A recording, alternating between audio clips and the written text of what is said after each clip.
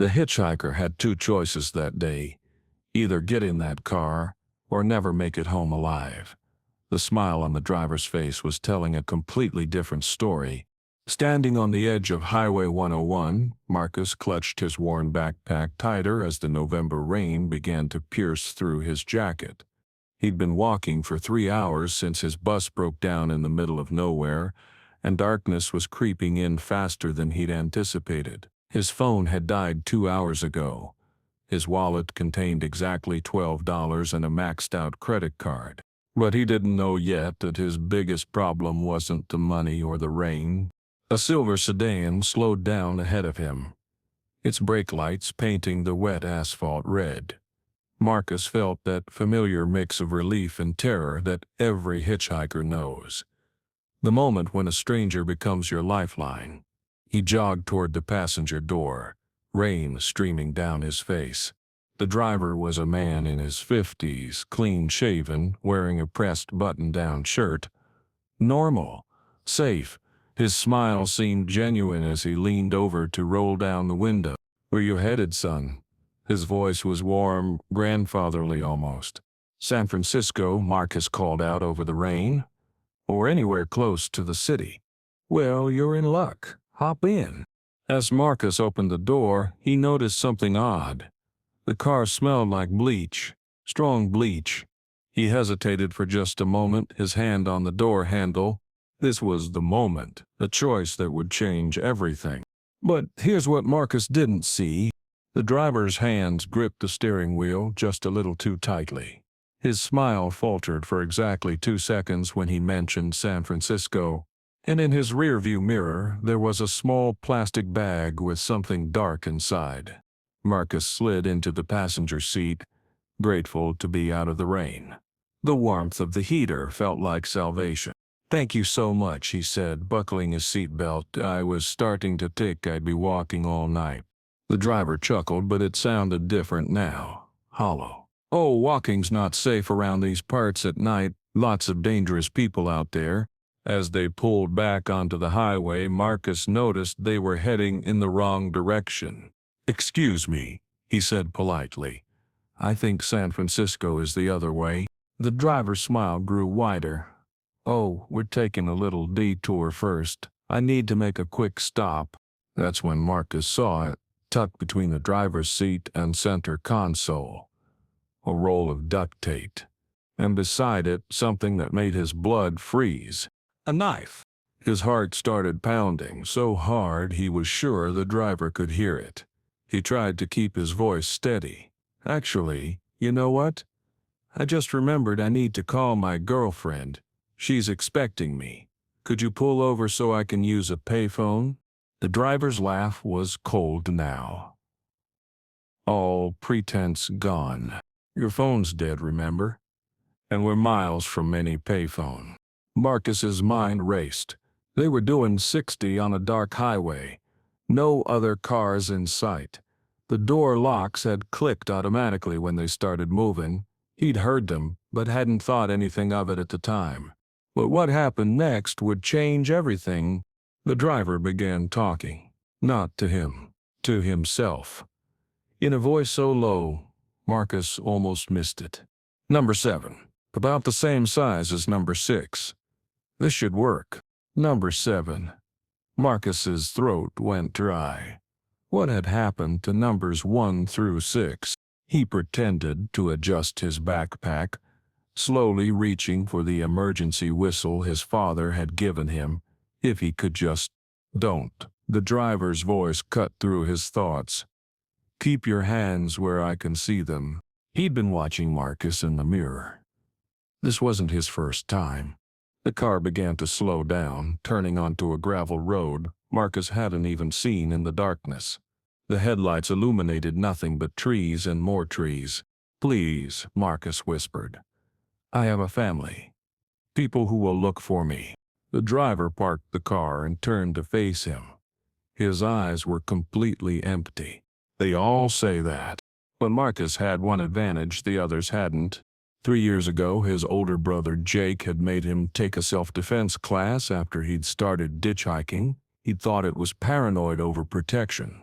Now muscle memory kicked in. When the driver reached for the knife, Marcus grabbed the door handle with his left hand and jabbed his right elbow backward into his ribs as hard as he could. The locks clicked open. Old cars had manual overrides he could feel. He rolled out of the car and ran. Behind him, he heard the driver cursing, then the car door slamming. The engine roared to life, and headlights began sweeping through the trees, hunting for him. Marcus ran deeper into the forest, branches tearing at his clothes. He could hear him crashing through the brush behind him, getting closer. But he knew something the driver didn't. Those 3 hours of walking earlier, he'd been studying the terrain. Even in the rain, he'd dodged the old railroad tracks running parallel to the highway. If he could find them in the dark, they would lead him back to civilization. The sound of his pursuer was getting fainter. Either he was giving up, or a branch snapped directly behind him. Marcus dove behind a fallen log, just as a flashlight beam swept over his hiding spot. He pressed himself into the muddy ground, barely breathing. "I know you're out here," the voice called through the darkness. "You can't run forever, and when I find you—" He didn't finish the sentence. He didn't need to. But then Marcus heard something else. Something that made his heart leap. A train whistle in the distance. The tracks were close, maybe 200 yards north. If he could time it right, wait for the killer to move away from his position. He counted to 30, then began crawling toward the sound. Every few feet he'd stop and listen. The flashlight was moving further away now, toward the road. When Marcus finally reached the railroad tracks, he could see lights in the distance, a small town maybe 3 miles away. He started running along the tracks, using them as his guide in the darkness. Behind him, he heard the car engine start up again. The killer was giving up the chase on foot, but that didn't mean Marcus was safe. 20 minutes later, exhausted and muddy, Marcus stumbled into a 24-hour diner on the outskirts of Millfield. The elderly waitress took one look at him and called the police without asking questions. 3 hours later, Detective Maria Santos was showing Marcus a lineup of photographs. "That's him," Marcus said, pointing to the fourth picture. "That's definitely him." Detective Santos nodded grimly. "Robert Mason. We've been looking for him for 2 years. You're not his first intended victim, but—" She paused, choosing her words carefully. "You're the first one who got away." The detective leaned forward. "Marcus, what you did tonight, getting out of that car, surviving in those woods, it probably saved more lives than just your own. But the story doesn't end there." What Marcus didn't know was that his escape had triggered something much bigger than just one man's capture. The investigation that followed would uncover a network of killers that spanned 3 states and had been operating for over a decade. 6 months later, Marcus received a letter in the mail. No return address. Inside was a newspaper clipping about Robert Mason's trial and a handwritten note. The jury found him guilty on 7 counts of first-degree murder. The families of his victims wanted you to know you gave them justice.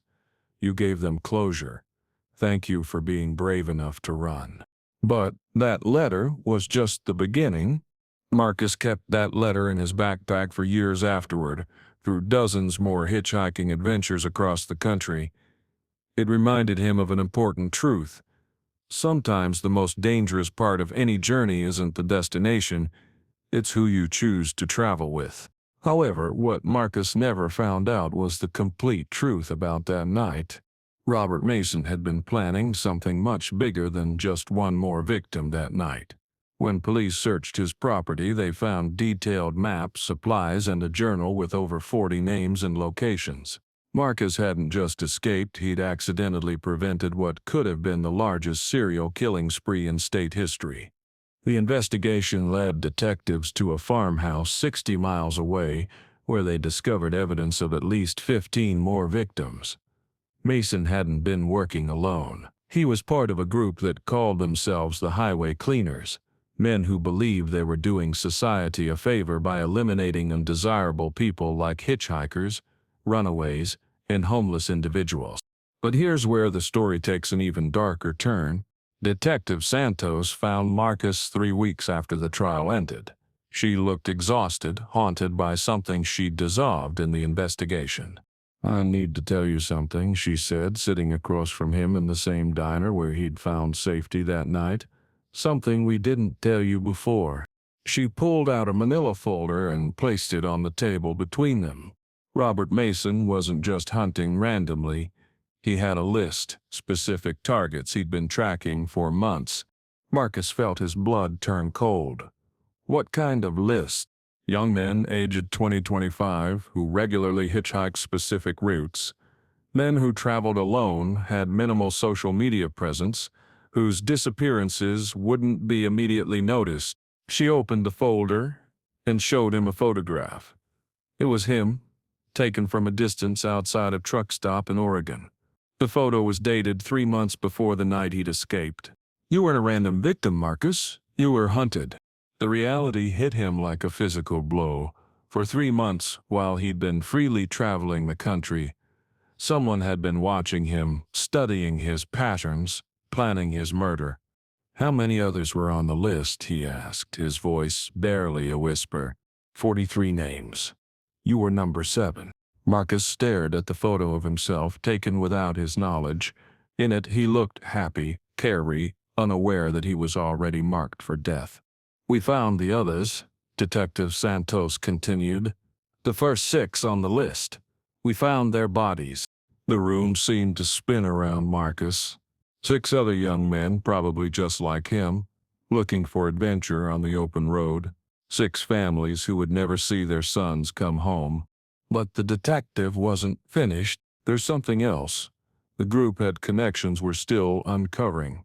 Truck drivers, motel owners, diner managers, people who could provide information about potential victims. It was a network, Marcus, and you accidentally brought it all down. In the weeks that followed, as more arrests were made and more victims were found, Marcus struggled with survivor's guilt. Why him? Why had he been the one to escape when so many others hadn't? The answer came in an unexpected form. A year later, Marcus received another letter. This time it was from a woman named Patricia Chen, whose 23-year-old son, David, had been victim number 4. "I wanted you to know," she wrote, "that David's last journal entry talked about meeting another hitchhiker on the road. A young man who taught him some basic safety techniques, how to trust his instincts, how to position himself near car doors, how to always tell someone your route." Marcus remembered David. They'd shared a meal at a truck stop in Nevada, and Marcus had casually mentioned some of the safety tips his brother had taught him. At the time, it had just been conversation. "The coroner said David put up a fight. He almost escaped. The techniques you showed him gave him a chance, and even though it wasn't enough, it gave our family some comfort knowing he didn't go quietly. You tried to help him, even without knowing what was coming." But the story still wasn't over. Marcus learned that his escape had done more than just stop one killer. It had exposed an entire underground network. The investigation led to the arrest of 12 men across 3 states. Hundreds of missing person cases were finally solved. Families got closure they'd waited years for. However, not all the news was good. Detective Santos called Marcus 2 years after that night in the rain. Her voice was tense, worried. "We have a problem. Mason's been getting letters in prison. Fan mail. There are people out there who think what he did was right." She paused, and Marcus could hear papers rustling in the background. "Some of them have been asking about you specifically, about the one who got away. We think you might still be in danger." Marcus felt that familiar chill run down his spine. "What kind of danger?" "The kind where you might want to consider changing your travel habits, at least for a while." But Marcus had learned something important about himself that night in the forest. He'd learned that he was stronger than he'd ever imagined. That when faced with the ultimate test, he'd chosen to fight rather than surrender. That knowledge, that core strength, wasn't something anyone could take away from him. So instead of hiding, Marcus did something unexpected. He started speaking at colleges and youth hostels about hitchhiking safety. He taught workshops on trusting intuition and recognizing danger signs. He turned his nightmare into a tool for protecting others. The irony wasn't lost on him. The very thing that had made him a target, his love of free travel and meeting strangers, had become the foundation for keeping other travelers safe.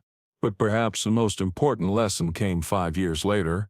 Marcus was giving a safety workshop at a university in Colorado when a young woman approached him afterward. She looked nervous, hesitant. "I wanted to thank you," she said quietly. "2 months ago, I was hitchhiking in Montana. A car stopped, and something just felt wrong. The driver was too eager, too friendly. But I remembered your talk about trusting that gut feeling." She looked up at him, tears in her eyes. "I didn't get in the car. I walked away. The next day, I saw on the news that same car was involved in an abduction attempt 50 miles down the road. Your story saved my life." And that's when Marcus finally understood. His escape that rainy night hadn't just been about survival. It had been about purpose. Every person he taught, every safety tip he shared, every time someone trusted their instincts because of his story, it all rippled outward, creating a network of protection instead of predation. The hitchhiker had made his choice that night, and sometimes one choice really can change everything, not just for yourself, but for countless others you'll never even meet. Today, Marcus still travels, though more carefully now.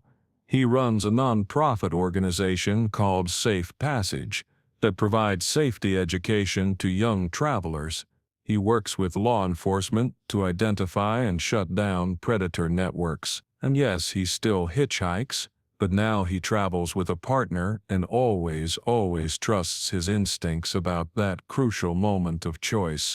Because he learned that night that the difference between a story with a happy ending and one that ends in tragedy often comes down to a single second of decision. The second when you choose whether to get in the car or keep walking into the rain. And sometimes getting soaked is the luckiest thing that can happen to you. But here's the final twist Marcus never saw coming. 10 years after that night, Detective Santos called him one last time.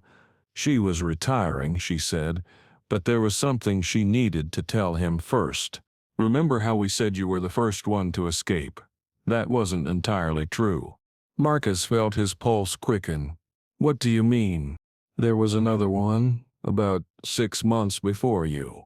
A young man named Tommy Martinez.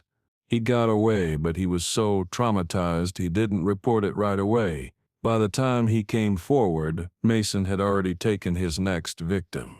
She paused, and Marcus could hear the weight of years in her voice. "Tommy's been watching your story, following your work. He wanted me to give you a message." "What message?" "He said to tell you that seeing what you did with your survival, how you turned it into something that protects others, it inspired him to finally get help, to heal, to stop feeling guilty about surviving." Detective Santos's voice grew softer. "He's a counselor now, Marcus. He works with trauma surmers. Says you showed him that surviving isn't enough. You have to live." And in that moment, Marcus realized the true scope of what had happened that night on Highway 100. It wasn't just about one man escaping one killer. It was about how courage multiplies, how one act of defiance can create waves of strength that reach further than anyone could imagine. The rain that had seemed like such a curse that night had washed him toward his true purpose. And sometimes the worst night of your life can become the foundation for the best thing you'll ever do. The hitchhiker's choice had been made, and the ripples are still spreading, one saved life at a time.